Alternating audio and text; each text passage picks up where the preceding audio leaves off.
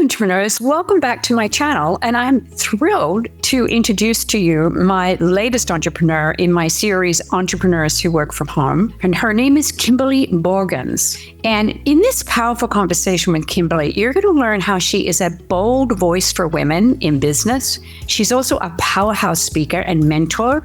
And most of all, you're going to enjoy learning important insights that can immediately shift how you run your business. I'm Gail Bates, and welcome to my channel. If you're new here, I share weekly interviews with entrepreneurs from around the world. And if you're an entrepreneur, this channel is your go-to resource for learning how to build a thriving business from home with ease, with purpose, with clarity.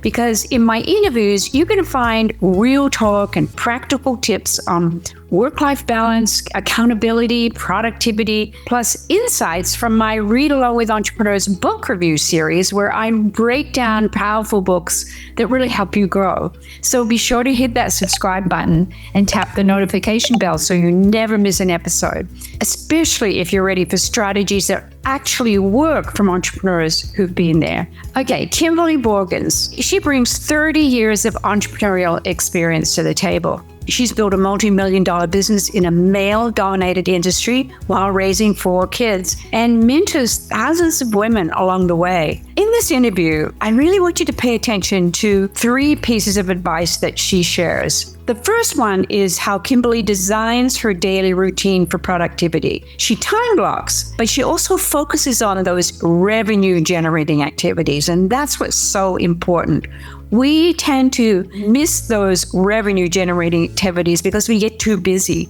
But Kimberley believes that you have to pay attention to what you want in your business and do the things that generates that income that you need. It's very simple yet very powerful. Now, the second thing I loved was Kimberley talked about how she's built strong business relationships through consistent networking. And I know this for a fact because that's how I met Kimberley years ago. Pay attention to how she sets goals for herself when she attends every networking event. Really, don't miss this one. And the third thing is pay special attention to Kimberley's step-by-step goal-setting process.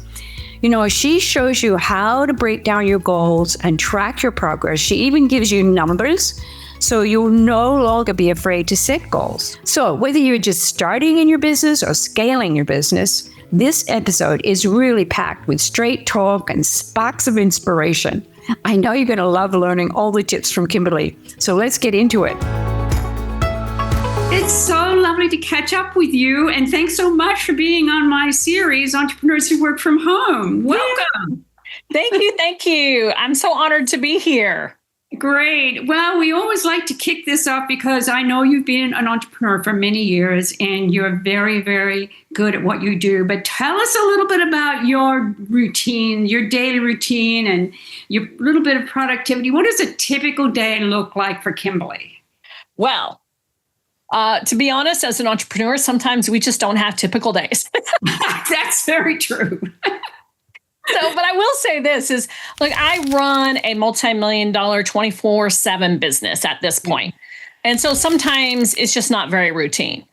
But the main thing that I would say is, in the morning when I first get up, like to get moving, I take care of myself, do all the morning bathroom routines, all of that stuff. But then I get into work and I check my emails. I only respond to the things that are necessary, the things that have a timeline, that's a priority. Maybe, a client is responding for something, they need something, and I'll take care of those necessary and priority things first. Then the next thing that I do, and I think this is a key piece for me that I've done, is I do the uncomfortable things, the uncomfortable stuff, the things I don't want to do. I do all that first thing in the morning. So right after I check my emails to make sure there's nothing urgent, then I move into the uncomfortable. And that's the calls I don't want to make, the client satisfaction issues that might come up, invoicing questions. Maybe it's the sales calls for my coaching clients. I don't feel like asking for the sale. I'll do it anyway. And I do want to say my reason behind doing that. The reason I do that yeah, is because when I can release the stuff I don't want to do, don't like to do, or I'm comfortable doing the things that make me uncomfortable, it just frees up my headspace for the rest of the day. It allows me to start with the tough stuff, get it out of the way, and then shift my energy into the stuff that is more enjoyable in my business, the stuff that, can be more routine, that kind of thing. Those are the kinds of things that I do first thing in the morning. It's kind of like that eat your frog, right? First. And you're brilliant at it. And I think for entrepreneurs who are watching this, it is really great advice, because those are the things we put off. And if we put them off today, we can put them off tomorrow, we can put them off the next day. And so you've really shared with us how that can really work for you and make it successful in your business, right? Absolutely. Yeah. And I think that's been, look, I didn't start out that way. Yeah. I've had to learn to do that, because I would find, like, at the end of the day, I'm getting ready to leave and I'm dealing with the problems at the end of the day. And then I'd have to go home to my kids. And that wasn't the kind of energy that I wanted to bring home to my kids and my husband and, things like that. So if I do it first thing in the morning, my whole energy shifts for the rest of the day. Right. I love it. And do you do any time blocking, or how do you plan your week and work with your calendar? How does that work for you? Yeah, I do time blocking. I do a lot of things around days of the week. I set myself up for days of the week. And what I mean by that is, and this will probably answer any questions around, time management and things like that, is that my days are planned out. Mondays are kind of my days that it's kind of what I call my whatever you have to deal with and catch up with from the weekend or the previous week that I didn't get to yet. So Monday is kind of that day. Then I do my interviews for my podcast every week on Mondays. I make sure that the emails, the social posts, the quotes, the podcast, the videos, all of those things get set up in my systems, so that all my social media, all the promotions, all my emails are all set up and scheduled to go. So Monday is kind of like my catch up and prepare for the rest of the week kind of day. Tuesdays and Wednesdays, I work on payroll. I'll set up some meetings and some coaching calls. But one of those days, either a Tuesday or a Wednesday, that's Kimberley Day. I'll do a spa, get my nails done, read a book, just chill out. One of them I work and the other one. And so that one varies different weeks depending on what's going on. Thursdays is what I call my meeting day. I book my Zoom calls. I have coaching sessions for the day. I send reports, anything that needs to get done with meetings with other people or things for other people. That's usually done on Thursdays. And Fridays, I call my money day. So what I do on Fridays is I verify for invoicing, for getting employees paid. I pay the bills. I send out invoices to all my clients. And look, when it comes to paying the bills, I want to say this little simple thing. Look, try as hard as you can not to have late bills. Yeah. Because it costs you money. Yeah. And if you're not consistent and you're not taking care of it, then it's costing you money. And why do you want to spend extra money, especially when you're starting out in business? Right. Or you've been in there for a little bit and you're always behind. Yeah. Find a way to get caught up. Don't buy that purse, okay? Put the shoes back. Yes. Pay the bills. Paying attention to that is really important as entrepreneurs, because there's always those times, right, when you think, oh, well, I just put it on a credit card, but then, you've got to make sure that you've got the income coming in to pay for all of those things that you really want in your business. Absolutely. Yeah. And absolutely. We talk a lot about revenue generating activities for entrepreneurs. And I know you're a whiz with teaching that to others. So, how do you decide kind of the few top generating activities that you use in your business that you could share? Yeah, I would say for me is to really decide where you want to go. Mm-hmm. Right? Decide where you want to go, what you want to create in your business. Like nobody else is in charge of your business as an entrepreneur. It's you. Now, there are rules and there are laws that you have to pay attention to for being an entrepreneur in any kind of business. But you have to really know where it is that you want to go. And if you don't know where you want to go, a lot of times it's hard to figure out what are the things that you're going to generate revenue with. Yeah. And so I think the first thing that I would say is know where you want to go. What is it that you want to create? In my coaching business, I know that in order for that to be successful, I have to get clients. Exactly. So what are the things that I do to get clients? Am I, going out and networking? Am I doing the things that are necessary to get those clients? Yeah. In my corporate business, in the security industry and investigations, the only way that I make money is by getting new clients. Now, I don't play so much in that arena because I hire somebody else to do the revenue generating pieces in that business, but I oversee it. I'm still making sure, hey, I noticed that, hey, this client is ending due to, the timeline has ended and now we need some more clients coming in. Are you getting on to those? Right. So paying attention, what is it that you want to create? And then do the things. The things that I do are the social media posts. I do my nurturing emails to keep my current clients. I get out and network. I follow up and follow up. Right. Those follow-ups. Yes. Forever. Or follow-up forever is basically what we need to do. We keep doing it. Yes. I think people forgot that follow-up wasn't just about, hey, it was great to meet you here. Now buy from me. Yeah. Follow-up is so much broader than that. It's nurturing that relationship, to build the trust in that relationship. And if you meet somebody who's not your ideal client, it's not a dismiss. It's how can I get to know you so that I can let you, introduce you to my friends. And so you can introduce me to your friends. And that's how our relationship started, right? Absolutely. Over the years, and we've kept in touch and we've kept following up with each other, right? Exactly. Like years ago, we did a summit together and Yes. And when I come in that direction, that I visit with you and so on. Yeah. Exactly. So it is so important for entrepreneurs to realize that, and that's how this series began. I began talking to my friends who I've known over the years, and then it expanded. And I think we're always building relationships and having meaningful conversations that never goes away, right? Yes, absolutely. When you're willing to continue to nurture them.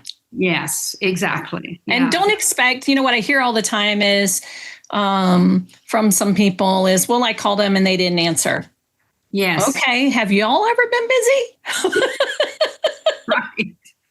Like pick up the phone, send a card in the mail, send a postcard. Hey, I was thinking about you. I have postcards that are made that just says, even from my employees, we'll say, hey, we noticed you. Yes. Right. Yes. And we just send them. And it's just a way to stay connected that people go, oh, she thought of me. Everybody wants to know that somebody's thinking of them. Yeah, exactly. Yeah. That's great advice. I know that entrepreneurs who are listening I should really be taking that in. So let's switch this up a little. Talk to us a little bit about how you've designed your workspace to support you in your business. Let me tell you, when I first started, look, I've been in business for 33 years. Yep. It's been a minute. And I've raised 4 kids along the way. Right. So I will say, look, when I first started out as an entrepreneur, I had a TV tray. Okay. And I would sit there and work on my TV tray. Yeah. Then I moved to the dining room table, but every day I had to take everything off because I had kids to feed. Right. And then I got like this little corner in my dining room, right? This little tiny corner. I put my little TV tray so I didn't have to keep taking things off. And for a short period, I had 2 TV trays lined up. Exactly. So we can start from nothing. Exactly. Yeah. And with laptops these days, look, I have to say, Sorry if I'm going to age both of us here, Gail, but we're pre-Google people. Yeah, that's true. That's very true. We definitely are. Yeah, pre-computer era when we started our businesses. So we didn't have the computer to do all of that, right? But eventually I got a desk in the corner. Now in my home, I have a bedroom that is, my office that's, specifically for an office. I also have a corporate office now at where, my business has grown to the corporation side of it. And I have the corporate office too. So I can work from either location and get things done. Right. Yeah. So, just remember that, use what you can use. Don't expect everything to be perfect. You don't have to go out and buy the perfect desk. If nobody's coming into your space, it doesn't have to be pretty. It just has to be functional for you. Yeah. I love it. I love it. Yeah. And sometimes I'll also say, Gail, is sometimes I sat in my car. Yeah. Okay. My husband was home. He had the kids. I'd go out and sit in my car. It was quiet. I could make phone calls. I could write notes. Yeah. I've sat in my car and done many coaching calls. I remember going to a library, absolutely to get some quiet, Absolutely. And nowadays, so way back in the day before we got the corporate office, we were in an incubator.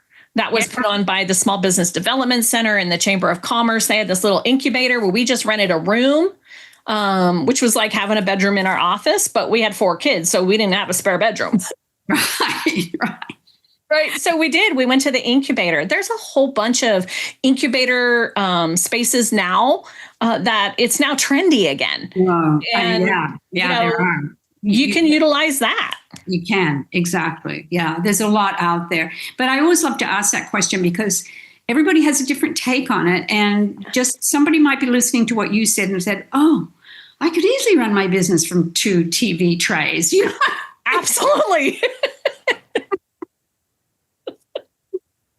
Okay, now I know for a fact that you are the queen of collaborations, okay? You know how to network, you know how to collaborate with people. So talk to us a little bit about, how that works for you. What partnerships are part of your strategy that has helped you grow your business? Yes, okay, yes. I get out. Yeah. Look, it's not taking away from my business when I'm willing to sit down and create a plan for each week. Like I said, I schedule my days to go networking. And I don't network the same way that everybody else networks. Okay. I've got some little sneaky tricks up my sleeve, right? Okay. Because I've been doing it forever. Okay. Right. And so, but I get out there and I network. I network at my Chamber of Commerce. I network at women's organizations like eWomen Network. I network with United Way. They have a program called Eleanor by United. Polka Dot Powerhouse. I go to nonprofit galas. I'm part of 2 different masterminds right now. So I want to say that I stay constantly in networking space. Right. Every single week, I'm doing some form of networking. Yeah. I love that. And the reason why I say that I have some tricks up my sleeve, and look, I'll tell you about the free resource on my website, bealegacy.com. It's called Become Super Connected. And, I go in because my business, I have a private investigative perspective. I can go in and see how to network with people. Look, when I can walk in the room and I don't go talk to my friends, hint, that is not the way to network. Exactly. You go in and you talk to the people you don't know. You already have your friend's phone number. Pick up the phone and call them. Right? Exactly. I'm going to network. I have a goal in mind when I go to a network. How many new people am I going to connect with? Yep. And then I go and I speak to new people. And maybe there's a newbie there. I'll grab a hold of that newbie. I'll introduce them to several people and then let them get going on their own. Right. Is, you can be the resource, but more importantly, are you going there to get things done? If you're just going for social hour, then don't call it networking. You have to have that strategy. And I love, that's why I wanted you to share, because I know well you have done that, and that's how I met you, and Right. we became friends. We didn't know each other at all. Absolutely.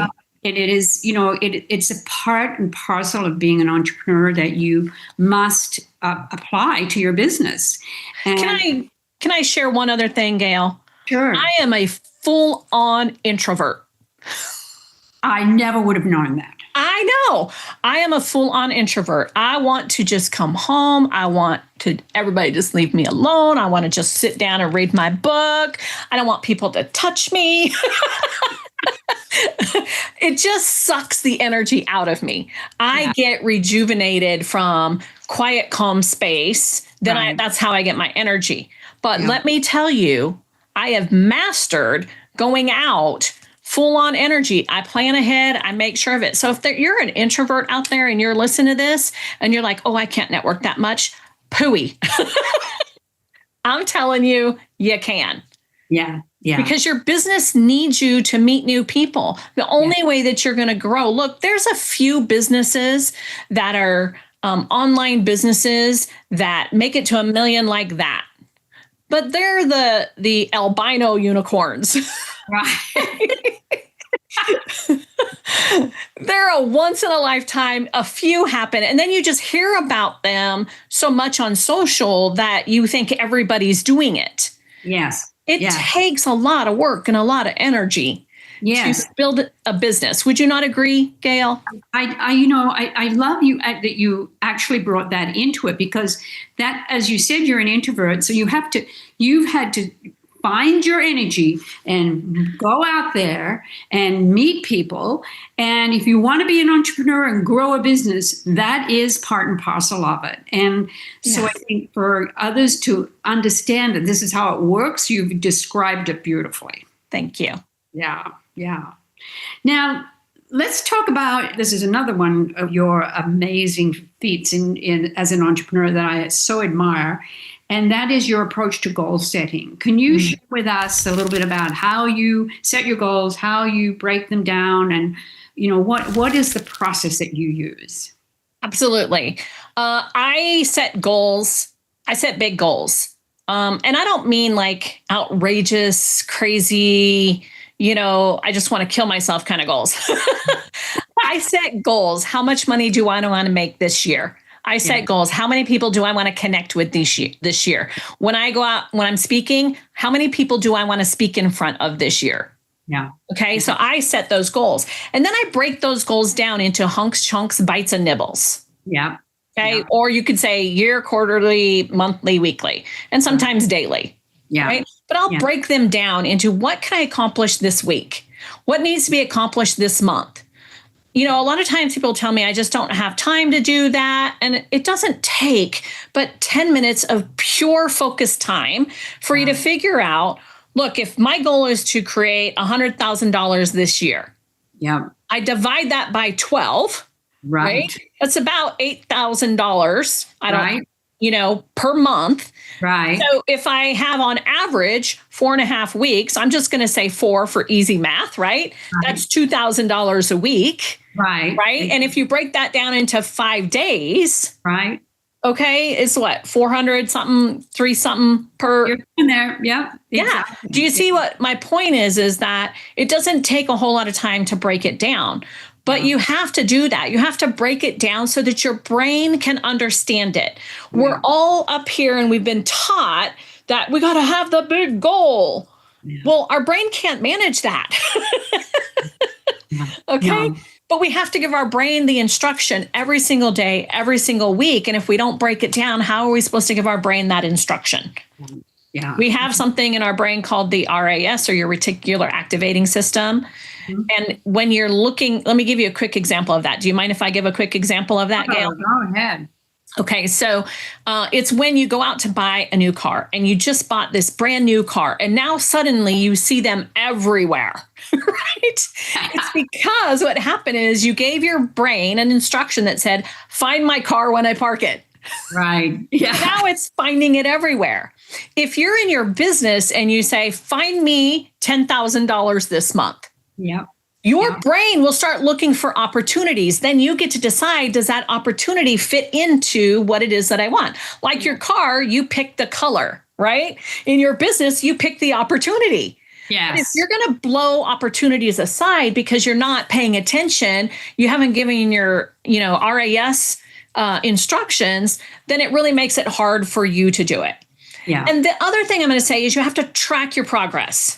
Yes, I was going to ask you that. Yes, the biggest challenge lately, I will say is people forget that you have to track your progress. Yes. What did you accomplish today? How much did you make today? Am I going to reach it? Look, I know that here's one of a quick little story with my kids and my goals. I decided this was, several years ago when iPads first came out. And, I thought, a couple of years in, I thought, well, it would be nice to get an iPad.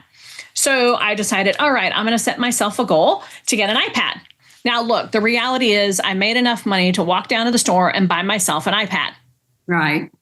But what I do when I want something, instead of just going and buying it, I earn it. And how I earn it is I set a goal around it. Right. So I set this goal and I said to my kids, like, I'm going to get 3 new clients this month. And these are, $1,000 2,000 or more clients. I'm going to get 3 new $2,000 or more clients this month in order for me to get my iPad. I actually think it was 5 now that I think about it. But anyway, so the last day of the month, I had 1 left to go. Just one. It was simple. But here it is, the last day of the month, and it's dinner with my kids and my son. And I told my kids, hey, this is what my goal is. And my kids are like, oh, Mom, did you get your goal? And I have this one son who's like, Mr. Yeah, I'm going to test you, Mom, kind of guy, right? So he go, where are you at with your goal, Mom? I have 3, Oh, okay, good, Mom. I know you can do it. You can do it. You can do it. So here it is, the last night. We're sitting down at the dinner table. I'm done for the day working in the office. But he said, so Mom, are you getting your iPad? I said, the day is not over yet. I have until midnight. He's like, how many do you need? I said, 1. He said, He goes, okay, we'll see if you're going to get your iPad. In the middle of dinner, which you normally leave dinner, but in the middle of dinner, my phone was ringing. And I said, I'm taking this one. So I go back, I talk to them, I work it out, I create this new client. She paid the bill right there on PayPal, got it done. I walk back into the kitchen and I'm like, I get to get my iPad. And my son, who had been goading me, right? Like, sure, Mom, whatever. He's like, I knew you could do it, Mom. But it's great to involve your kids in the process as well. I love that. Yeah, absolutely. And look, when it comes to goals, I'm going to say one extra little be careful with. Don't just throw your goals out for everybody because not everybody wants to support you. Right. Yeah. Is I give my goals to the people that I know want to support me. Yeah. I know that my son kind of goating me on was just, his way of playing around. Right. But at the same time, I knew that my family was supporting me. Right. Exactly. And my friends and my mastermind teams, the people that are willing to support me, those are the people I tell my goals to. I don't post them on social media. Yeah. Yes, exactly. And that's really good advice for entrepreneurs that are watching this today. Really share your goals with the people who surround you. Fantastic, Kimberley. So you got that iPad. I did. Now you're fully online. You are a digital person. Talk a little bit about how technology and tools and what tools that really work best for you. Are there any apps, software, or platforms that you would recommend to other entrepreneurs that work for you? I will say this is, like I said, we were the pre-Google people. We didn't have apps. We didn't have cell phones with anything. We had phones that were stuck to walls. Sitting on our desk. In order to work, we had to be at home or be at that space to be able to answer those phone calls. Nowadays, it's everywhere. And we have all of this technology right at our fingertips. And I just love that. Yeah. But I will say this is that these apps run us these days, right? Yeah. But the ones that I really pay attention to are, well, first and foremost, my banking app. Good for you. Okay. Yeah. Because like I said, you're not in business if you're not making money. Right. You can be and I just find this, and if I'm not trying to hurt anybody's feelings, but if you're kind of playing around, you're not an entrepreneur, you're a hobbyist. Yes. Right. And I'm not saying that with no disrespect whatsoever. I'm not saying that to hurt anybody's feelings, but I just want you to understand it's hard work to be an entrepreneur. Yeah. It takes work. Yeah. And so if I'm working in my business as an entrepreneur, I'm paying attention to what my money's doing. Yeah. Right. How much time do you want to spend going after fraud? Yeah. Right. Yeah. And we've had that throughout the years. So that's why, nowadays I check my banking app. I check it on a regular basis, several times a week. I make sure money's doing what it's supposed to be doing. It's not going out someplace it's not supposed to be going out. Mm-hmm. I even have systems set up in my banking because I do payroll and I have about 70 employees. And so we have precautions. And if those checks aren't matching right, they send me this thing that says, hey, we need you to look close at this. And I'll go, hey, thanks for asking. Right. Yes. And I'll go and check that. So pay attention to your money. Yep. Because you can also pay attention. Look, if you're bouncing things or you have too much running through, you got to let something go. Yeah. Okay. Yeah. The other thing, one of the biggest apps that I also use is called Vista Social. That one replaced Hootsuite. Okay. Hootsuite's been around for a really long time, but it's like a third the price now because Hootsuite just suddenly after COVID thought, whoo, we're going to go big. Okay. Yeah. But here's the thing. Just because I make more money doesn't mean I want to spend more money. Exactly. Yes. Right. Not for apps. Look, we have so many apps and they cost this much money and that much money. Look, I have the, CRM that manages all my emails, all of that. But Vista Social, what I like about that one, and the reason I wanted to share that one is that it's all of my social. So it goes out to my LinkedIn. It pushes out all my content. Remember I said on Mondays, I kind of plan everything out.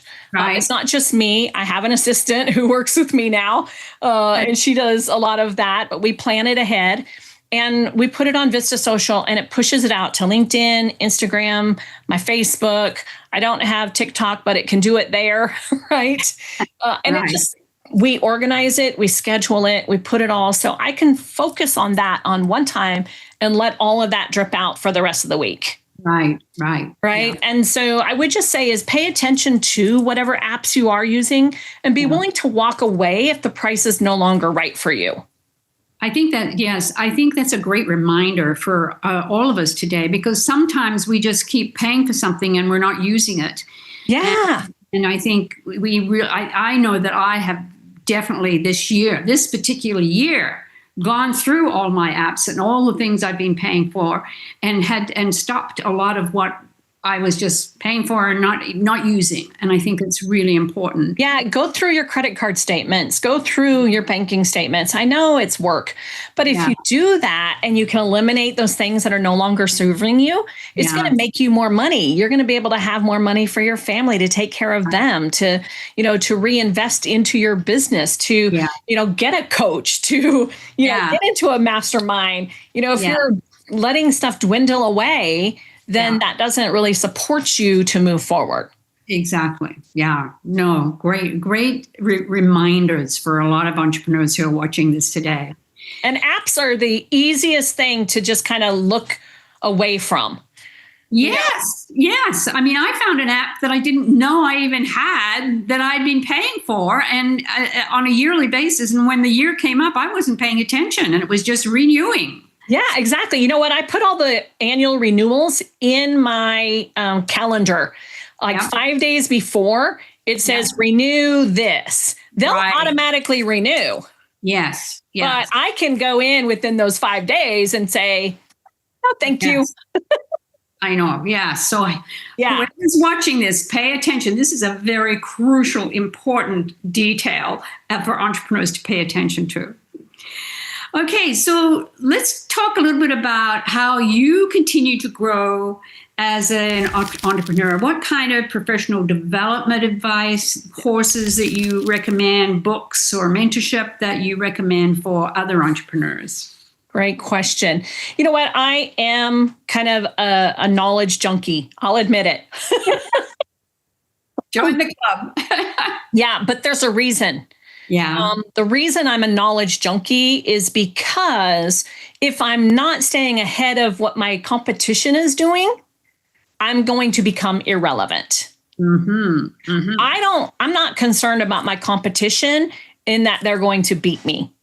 What I am paying attention to is what is my competition doing so that I know what I need to go learn ahead of them.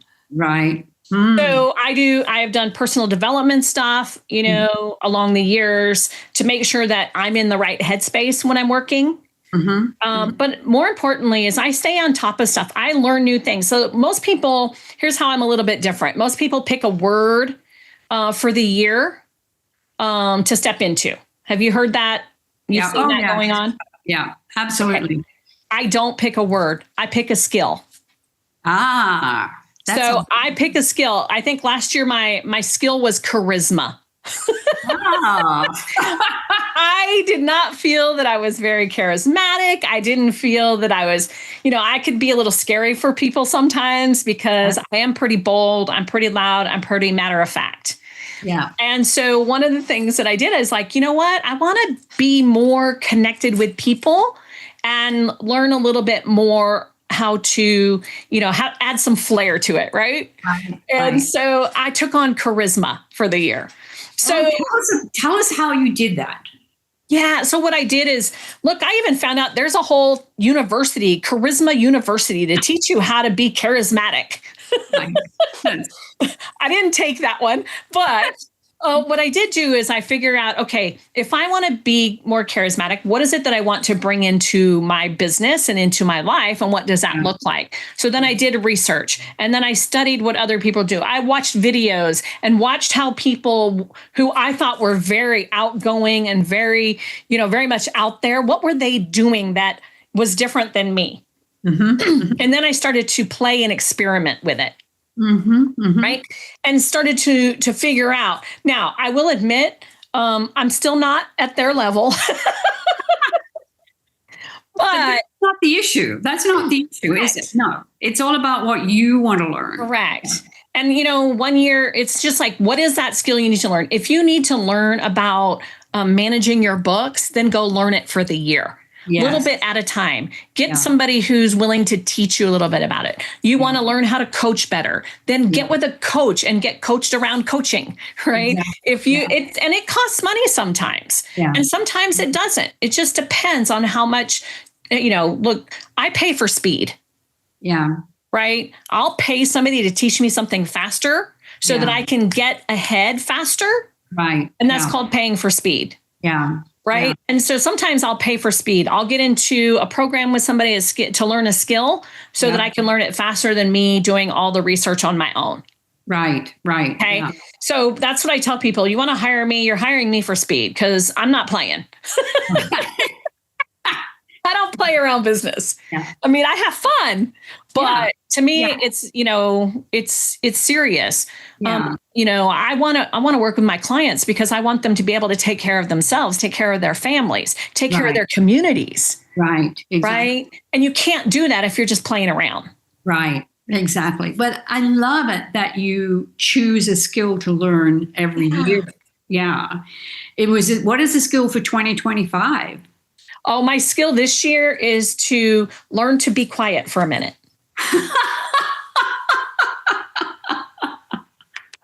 Oh, dear. I love that. How's the reason is because my brain talks a lot, too. It's not just me closing my mouth because I am often sitting. Look, I have investigative skills.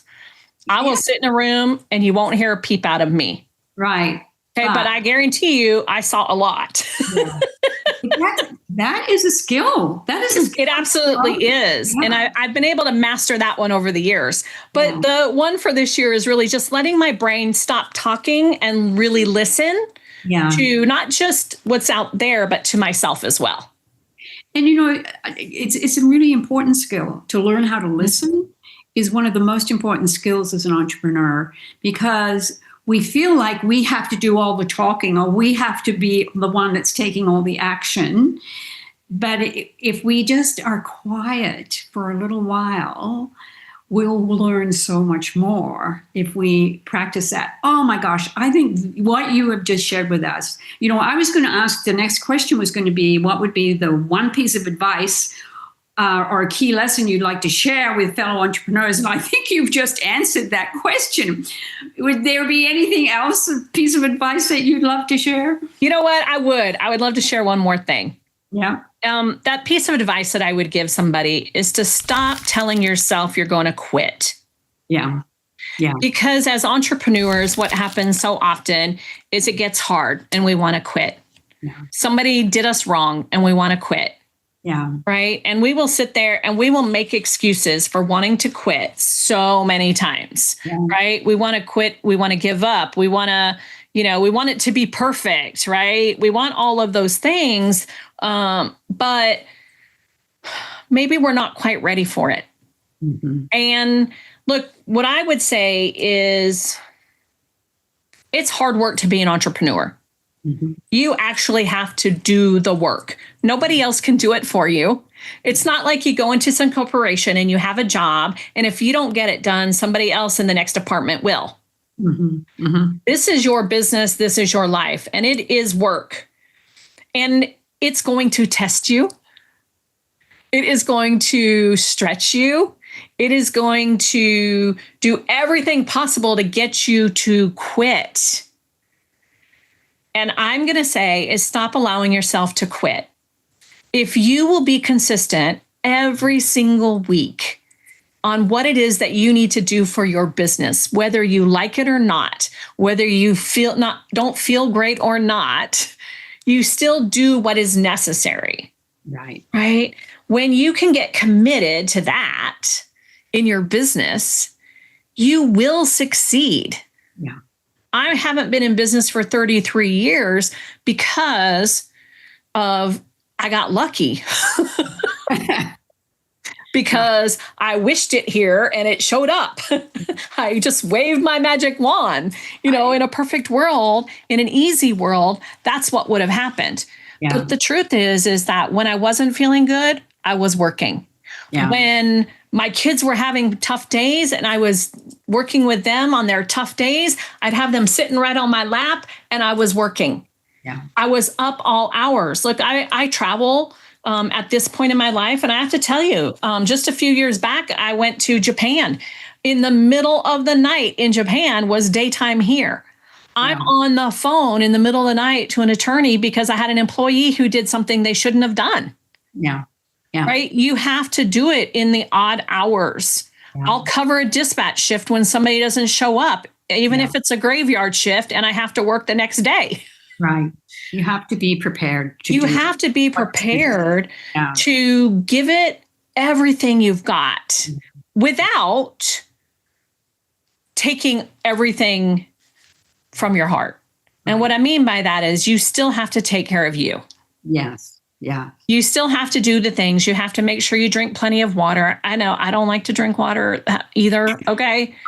But you have to have water for your brain to work. Yes. And if you're struggling and you're having like a brain fart and all of this stuff, then you need to go drink some water because your brain needs that water. Yes. Yes. All it takes is water. All it takes is water. Yeah. Exactly. So, make sure that you're taking care of yourself, but also make sure that you're committed to your business. I know a lot of people, especially, a lot of people as well, Gail, in the direct sales network marketing industry. Yes. That are the people that hop from one company to another company, to another company, to another company. Now, there's reasons to leave your company. Yeah. Their compensation changes and it's no longer serving you. The leadership team isn't supporting you and your team. They go out of business. Totally get those reasons. Yeah. But in the direct sales and network marketing industry, because you and I have been in that industry for many, many years, is that just because the common denominator of hopping around is you. Yeah. There's never going to be a perfect deal. No. Not even as an entrepreneur, there is no perfect deal. No. But you just have to keep creating and keep doing the things that are necessary to grow the business. If you will do that, that's my piece of advice, is stop allowing yourself to give yourself permission to quit. Yes. But to really, and stop thinking about it, is really like, what can I do? What do I have control of? What can I do to move forward today with this information that is not serving me, that I don't like, that, feels tough? Yes. What can I do? And if you can get your mindset into solving the problems, then you will be a long-lasting business entrepreneur. Yes. Fantastic advice for all entrepreneurs. Thank you, Kimberley, for that. Now, share with our viewers more about your business and who you serve and where people can connect with you and any products and services that you offer. We'd love to know. Well, thank you. So I am a speaker, a coach, business consultant in my company that is called Be a Legacy. That's, don't wait to leave a legacy, just be one now, and you'll automatically leave one. That's kind of my mission behind it. So you can go to Be a Legacy, BeaLegacy.com. And like I said, there's that free resource where you can go that helps you network better, right? How to be super connected, become super connected. But you can also go on there. I also have a free membership that is just a community that I'm building up, and it's called the Hive Society. It's called the Hive Hangout. The Hive Hangout is the free networking. Okay. The Hive Society, you pay to come in, and it's kind of like the lowest cost coaching you can get from me. But the Hive Hangout, if you go to my website, you can get connected right there too with the Hive Hangout. My side gig, it's not my side gig, but I'll say it like that, is I have a business partner who is my husband. We've been working together for 33 years. We started a private security, private investigations business, and that keeps me busy. Like I said, I have about 70 employees. We've grown that to a multi-million-dollar corporation. And I kind of bounce between these two businesses. Right. But I've been able to do that because I've learned how to delegate. There's a book an ebook on my website also on delegating. So if that's your challenge, you can check it out there too as well. But you can find me on all the social networks. I'm there. Kimberley Borgens, Ley for Kimberly. There's an extra E in there if you're looking for me. Well, we will be putting all of those links in the description below so that people can connect with you. And I know for a fact that you are a superb coach. So as anybody is looking for, that help that they need in growing their business, you are the person that can really help them. So Kimberley, thank you so much for being on the series today. It's just been so great to catch up with you. Thanks so much. Thank you so much for having me, Gail. It's been a pleasure. And I just really, if you have a friend who's looking for someone to guide them, like connect them with Gail. Go have them watch her YouTube channel and watch all these interviews, because I know they're going to get so much wonderful information to help them to move forward too. So thank you so much, Gail. Wow, I'm sure you'll agree that Kimberley didn't hold back in this interview, right? And what I love is how she was so open to sharing her years of wisdom and hard-earned strategies. Now, here are the 3 gems of wisdom that I found, and I think every entrepreneur should take away from this conversation. The first one was how Kimberley explained how she eats that frog first in her daily routine. Now, if you haven't heard that saying, it's from Brian Tracy's book called Eat That Frog. And as I said, if you haven't read it, put that on your TBR list. But it's so simple. Kimberley starts her day with the uncomfortable tasks, from connecting with tricky clients to financial follow-ups. She calls it energy shifting. She says when you tackle the hard stuff early, you enjoy the rest of your workday with more clarity and confidence. The second tip I loved was how she breaks down her big goals into what she calls hunks, chunks, bites, and nibbles. So if you want to hit 6 figures this year, then learn from her example where she explains how to break down your goal month by month, week by week, and even day by day. She explains how to give your brain that clear instruction and how to track your progress. So if you miss this, go back and watch it again. It may be the next big achievement in your entrepreneurial journey. And the third gem of wisdom that I loved was how she talked about mastering the art of strategic networking. Now, as I say in my interview, I've known Kimberley for a long time, and I know about her success in building genuine relationships. And that's because she networks with intention. And most of all, she follows up and follows up and follows up. And don't you love how she sends a postcard to people that says, "You matter"? It's a small action, but it's really very impressive. So if you want to connect with Kimberley, be sure to visit her business coaching and consulting site called Be a Legacy, where her mission is to help you lead with command, presence, and own your role in your industry, as she says. And be sure to grab her free resource on how to become super connected, and check out the Hive Hangout, which is free, and the Hive Society, her paid community and mentorship. You can find all those links in the description below.